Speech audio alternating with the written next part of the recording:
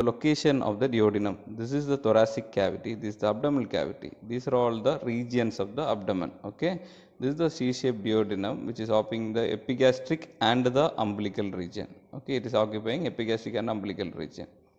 This is the epigastric region, and this is the C-shaped duodenum occupying up to the umbilical region. Now, it is surrounding the head of the pancreas. This is the head of the pancreas, followed by the neck, and then the body and the tail of the pancreas.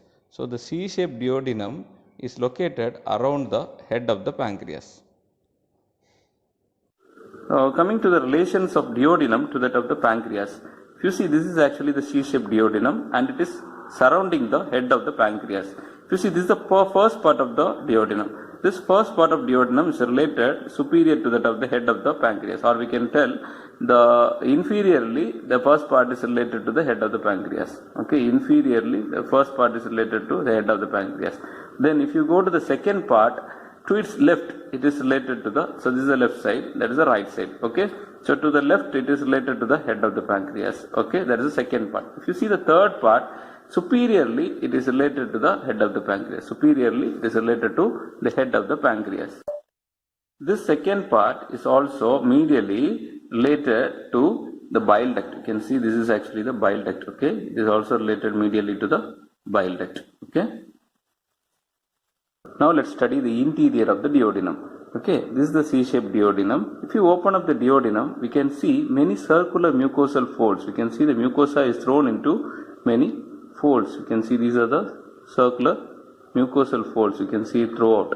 Okay, these circular mucosal folds are called the valves of Kerckring.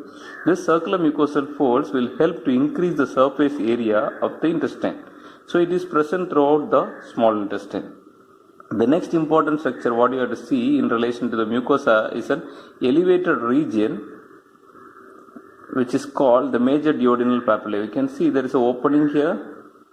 You can see an opening here. This is actually the major duodenal papillae, which is an elevated region. At the summit we have the opening of hepatopancreatic duct. This is the opening of the hepatopancreatic duct. You can see how this hepatopancreatic duct is formed. So what you are seeing is actually the bile duct. This is actually the bile duct. Okay, this bile duct joins with the pancreatic duct. This is actually the pancreatic duct. You can see is the pancreatic duct. So it joins with the pancreatic duct here. Okay, and then it becomes the hepatopancreatic duct, which will open into the second part of the duodenum. This is actually the, see, this is a straight part. This is the second part of the duodenum. Opens into the second part of the duodenum on the posteromedial aspect. Okay, you can see along the medial aspect. This is actually the posteromedial aspect of the duodenum where you have the major duodenal papillae. If you exactly see, it will be around 10 centimeter from the, it will be located at around 10 centimeter from the pyloric end of the stomach. Okay, if you see around 10 centimeter from the pyloric end of the stomach, it will be located.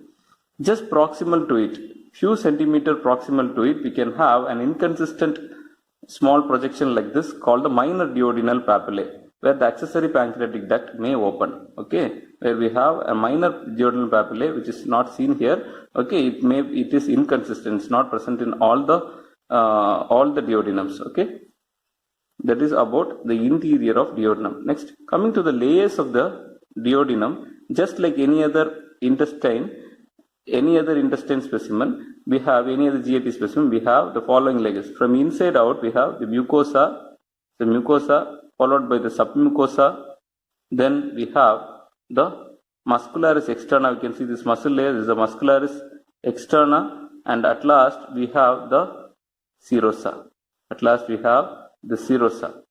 Okay, these are the layers of duodenum. And the most important feature about the layers of duodenum is presence of Brunner's gland. So the Brunner's gland will be located in the, this submucosa. Okay, Brunner's gland will be located in the submucosa.